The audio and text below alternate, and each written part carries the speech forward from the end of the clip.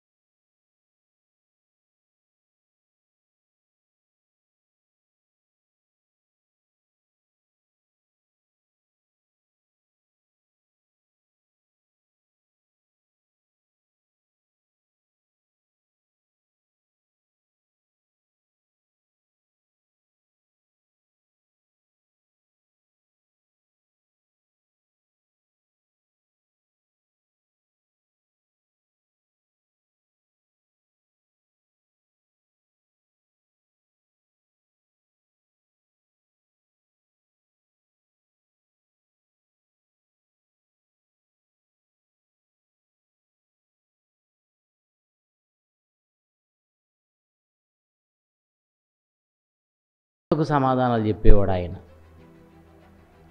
చాలామంది సమాజంలో మంచి బోధకులుగా చలామణి అవుతున్నారు. ఎన్నో విషయాలు తెలుసుకున్నారు. దీని వెనక జాన్సన్ విక్టర్ గారు ఉన్నారు. ఎలాంటి ప్రశ్న ఎదురైనా బైబిల్లో ఓపికతో కూర్చుండి 12, 1 గంట, 2 గంటల వరకు కూడా మా మధ్య ఉండి ఆయన ప్రశ్నలకు సమాధానాలు చెప్పేవారు. ఎంత చక్కగా చెప్పేవాడంటే మళ్ళా ప్రశ్నించడానికి కూడా వీలు లేకుండా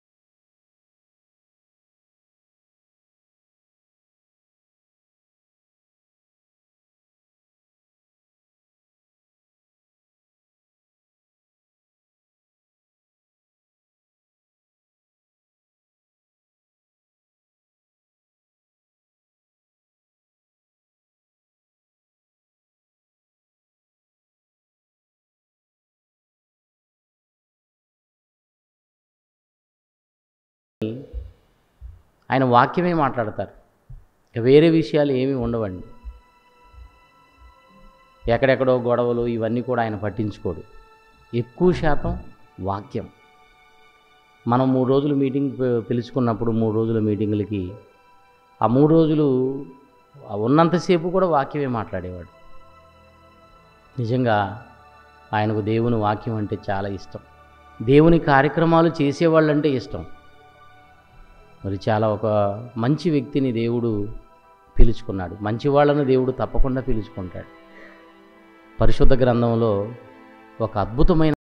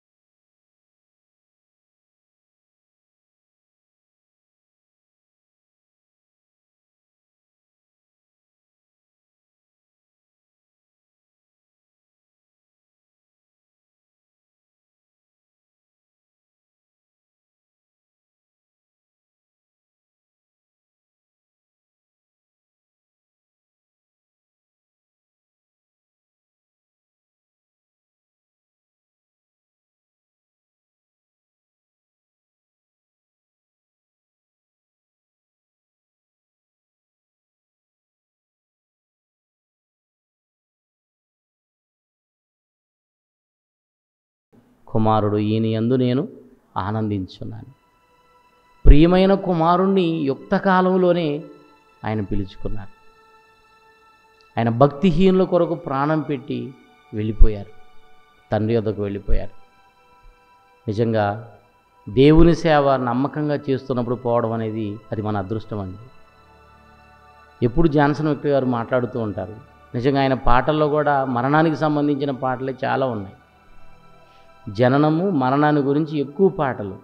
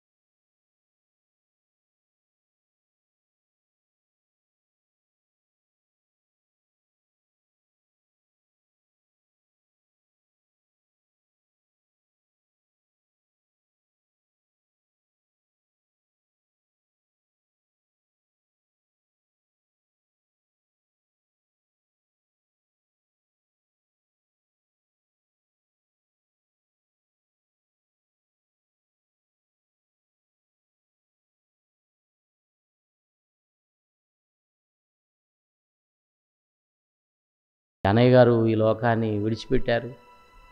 నిజంగా బీఓయువై కుటుంబం అంతా కూడా పెద్ద షాకులో ఉండిపోయింది. పిల్లలు చాలామంది బాధపడతా ఉన్నారు. ఫోన్ చేసి అడుగుతూ ఉన్నారు, ఏంటన్నా మన పరిస్థితి ఎలా అయిపోయింది. ఒకటే చెప్తూ ఉన్నాను, దేవుడు మనతో ఉన్నాడు. ఆయన లేని లోటు దేవుని సేవకుల ద్వారా మనకు తీరుస్తాడు. ఆయన కాలాన్ని ముగించుకుని ఆయన వెళ్ళిపోయాడు. నిజంగా కొంచెం బాధాకరం. ఎందుకంటే ఆ మంచి వయసులో ఆయన ఈ లోకాన్ని విడిచిపెట్టి వెళ్ళిపోయారు. పరిశుద్ధ గ్రంథంలో భక్తులను చూస్తేనండి, యవన ప్రాయంలో చనిపోయిన వాళ్ళు ఎందరో కనబడతారు మనకి. ఒక హేబేలు నీతిమంతుడని దేవుని చేత సాక్ష్యం పొందాడు కదా, యవన ప్రాయంలో. ఆయనకు వివాహం అయినట్టు, ఆయనకు పిల్లలు కలిగినట్టుగా మనకు బైబిల్లో కనిపించదు. హేబేలు గారు మంచి యవన ప్రాయంలో ఈ లోకాన్ని విడిచిపెట్టారు. భక్తుల మరణం యెహోవా దృష్టికి విలువ కలిగింది. మనం పరిశుద్ధ గ్రంథంలో చూస్తే ఒక స్టెఫెను మంచి యవన ప్రాయంలో ఆయన ప్రాణం వదిలేశాడు. ఒక దావీదు గారిని గురించి చదువుతున్నప్పుడు దేవుని సేవలోనే ఆయన తాను మరణాన్ని పొందుకున్నాడు. అపోస్తుల కార్యములు 13వ అధ్యాయము 36వ వచనంలో మనం ఎప్పుడు చదువుతూ ఉంటాం. ఒకసారి ఆ మాట చూడగలిగితే, దావీదు దేవుని సంకల్ప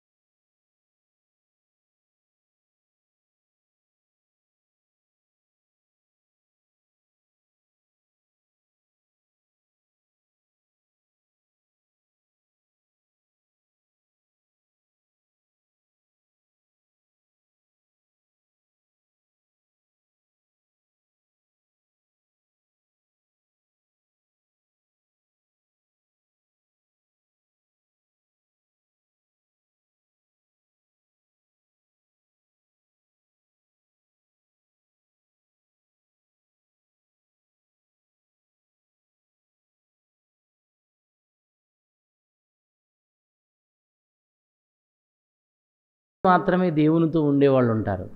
నిజంగా ఆ కొద్ది మందిలో జాన్సన్ వ్యక్తి గారిని మనం ఊహించుకోవచ్చు. ఎందుకంటే ఆయన కష్టం, దేవుని కోసం ఆయన పడిన ప్రయాస, ప్రభువునందు మీ ప్రయాస వ్యర్థము కాదు అని బైబిల్లో వ్రాయబడింది. వారు తమ ప్రయాసములు మాని విశ్రాంతి పొందుదురు. ఆ ప్రకటన గ్రంథం 14వ అధ్యాయం 13వ వచనంలో చూస్తే కష్టపడి ఈ లోకాన్ని విడిచిన వారిని గురించి చెప్పబడిన మాట అది. ఒకసారి ఆ మాట చూడగలిగితే, ప్రకటన గ్రంథం 14వ అధ్యాయము 13వ వచనంలో, అంతటా ఇప్పటి నుండి ప్రభువునందు మృతులు ధన్యులని వ్రాయుమని పరలోకము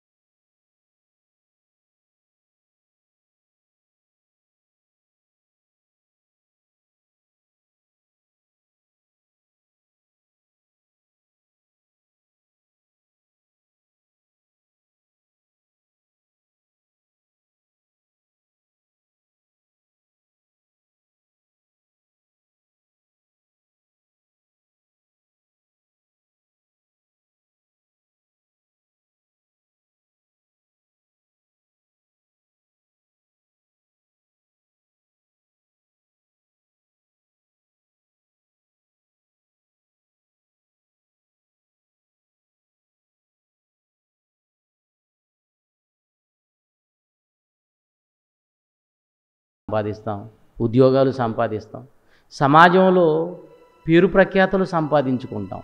కానీ ఇవేవి కూడా మన వెంట వచ్చేవి కావు. దేవుని కొరకు పడిన ప్రయాస, దేవుని కొరకు పడిన కష్టం, ఆ శ్రమ, అది మాత్రమే మన వెంట వస్తుంది.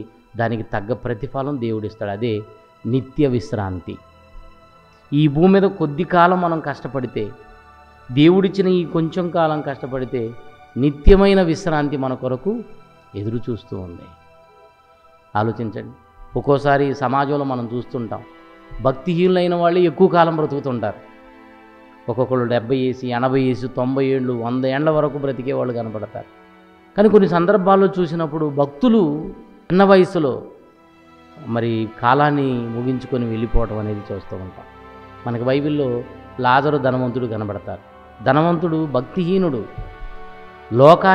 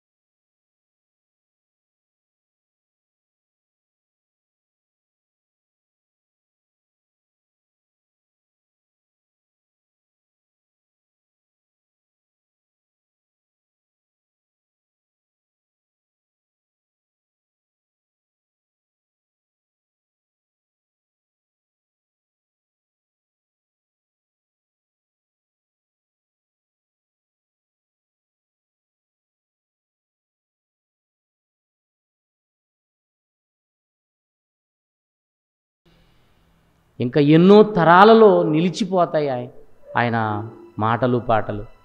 ఎన్నో తరాల వారికి గుర్తుండిపోతాడని నేను భావిస్తున్నాను. అలాంటి చెరగని ముద్ర వేసుకున్నాడు ఆయన దేవుని కోసం.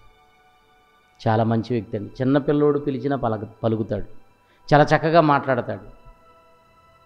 ఆయనలో ఎప్పుడు కూడా హెచ్చింపు స్వభావం నేను చూడలేదు. చాలా తగ్గించుకుంటాడు ఆయన. విర్రవీగే తత్వం లేదు ఆయనలో. అంటే మరణించిన తర్వాత ఎవరైనా ఆ వ్యక్తుల గురించి అలానే మాట్లాడతారని అనుకోవచ్చు మీరు. ఇందులో ఏమండి ఏదో కల్పితాలు లేవు, ఏదో ఆయన గొప్ప చేయాలని చెప్పిన మాటలు కావు. ఉన్నదన్నట్టుగా మాట్లాడుతున్నాం.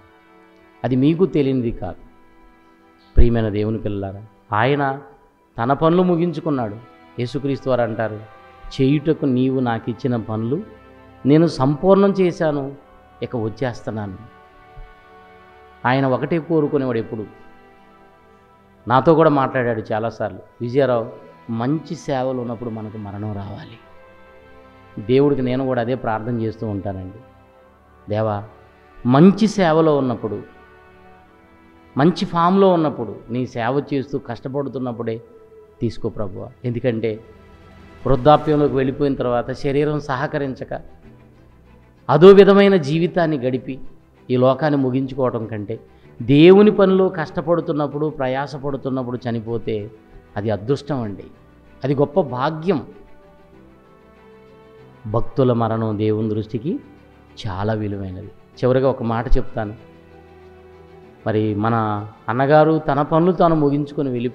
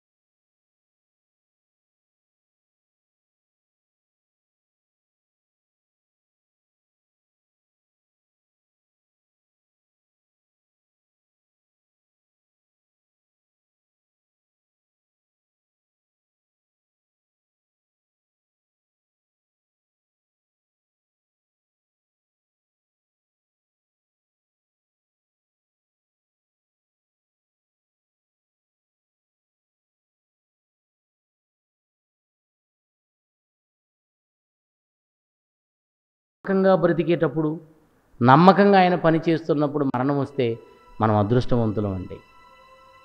భక్తుల మరణం దేవుని దృష్టికి విలువైనది. కారణం ఏంటంటే పరలోకంలో ప్రవేశించే గొప్ప అవకాశం. మరణించగానే పరదైసుకు వెళతాం. పరదైసులో నుండి క్రీస్తు వచ్చినప్పుడు పరలోకానికి వెళ్ళిపోతాం. నిజంగా అన్నగారు పరదైసులో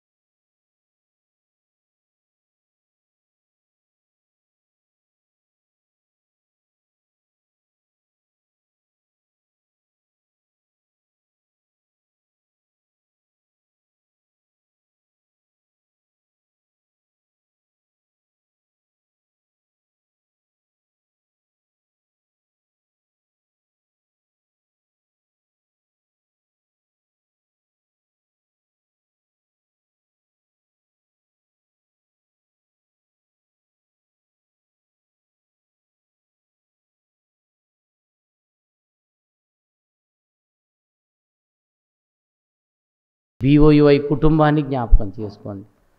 మీ పిలుపును అందుకొని మీరు నిర్ణయించిన విశ్రాంతి స్థలంలోనికి చేరుకున్నాడని మేము నమ్ముతున్నాం.